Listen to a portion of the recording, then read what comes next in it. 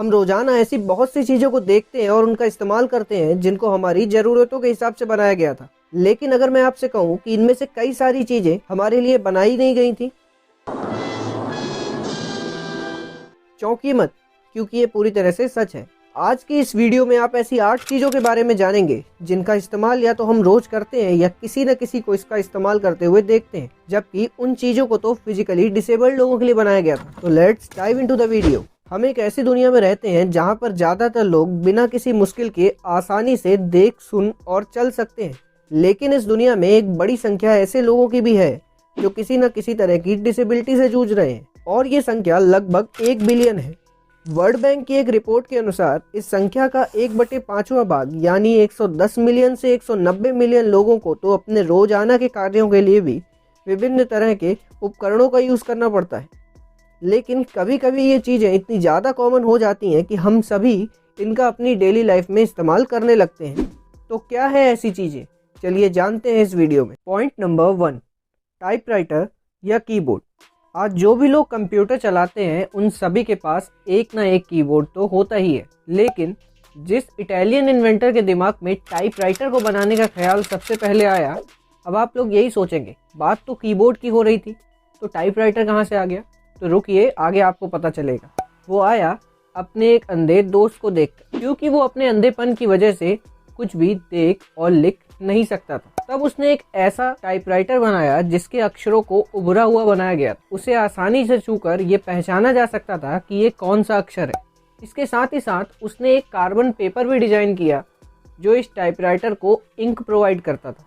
वही टाइपराइटर आगे चलकर आज कीबोर्ड का रूप ले चुका है। Point number 2, electric toothbrush.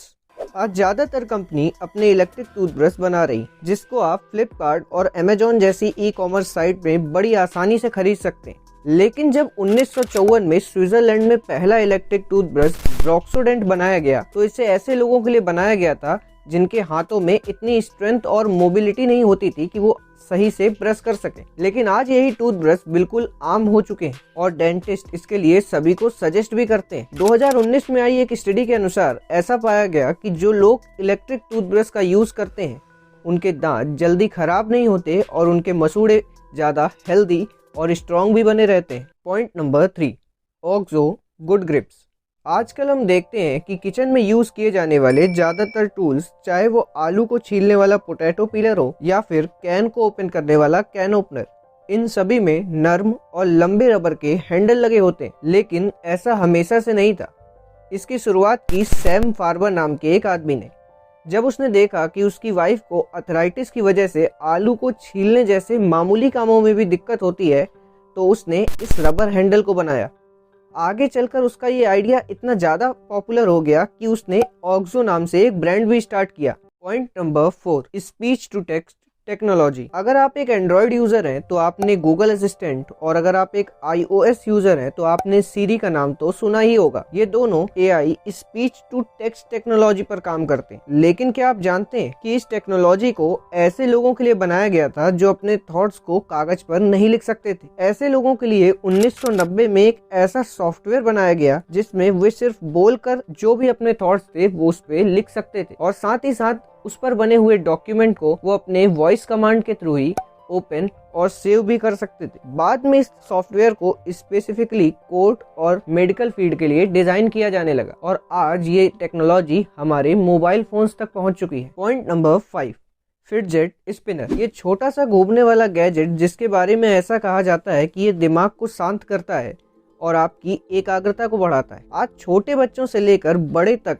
सभी इसका यूज करते हैं। इसको एक इंजीनियर जिसका नाम कैथरीन हेटिंगर था ने अपनी 7 साल की बेटी के एंटरटेनमेंट के लिए बनाया था, लेकिन पैसों की कमी के कारण वो इसको कभी पेटेंट ही नहीं करवा पाई।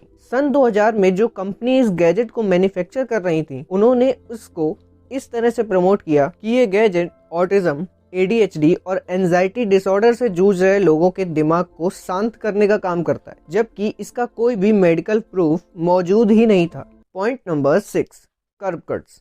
शायद ये नाम इंडिया में इतना ज़्यादा फेमस ना हो, लेकिन अमेरिका में सभी इससे प्रचलित है। कर्व कट बनने की शुरुआत अमेरिका में 1945 में हुई। इसको खासकर व्हील चेयर यूजर्स के लिए बनाया गया था और ये एक तरीके की ढलान होती है जो फुटपाथ को रोड से जोड़ने का काम करती है। लेकिन इसकी मांग तब बढ़ने लगी जब व्हील चेयर इस्तेमाल करने वाले लोगों के अलावा और भी लोग इसका इस्तेमाल करने लगे और इसकी मांग इतनी ज्यादा बढ़ गई कि यूएस में 1990 के अमेरिकन विद डिसेबिलिटी एक्ट के तहत हर फुटपाथ पर कर्व कट बनाना मैंडेटरी कर दिया गया। Point number 7, bendy straws.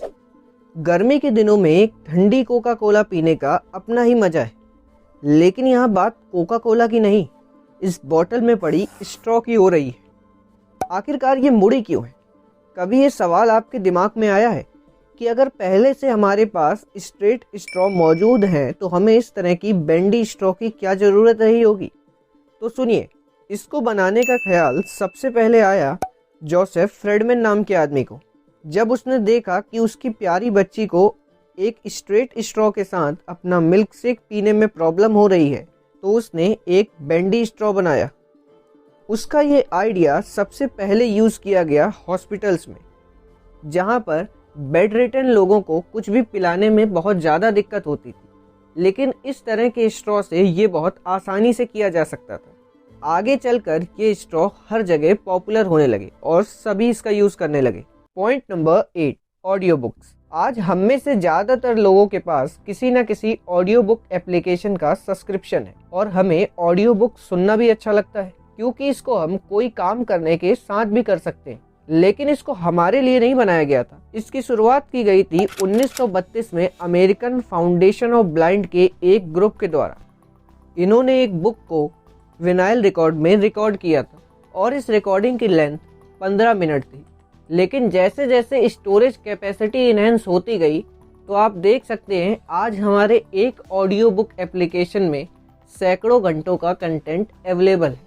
तो अगर आपको ये वीडियो अच्छा लगा हो तो प्लीज़ इसे लाइक कीजिए, इस चैनल को सब्सक्राइब कीजिए और इस वीडियो को अपने फैक्ट लविंग फ्रेंड्स के साथ शेयर कीजिए। हम मिलते हैं इसी तरह के किसी और इन्फॉर्मेटिव वीडियो में, तब तक के लिए फैक्ट्स अड्डा साइनिंग ऑफ।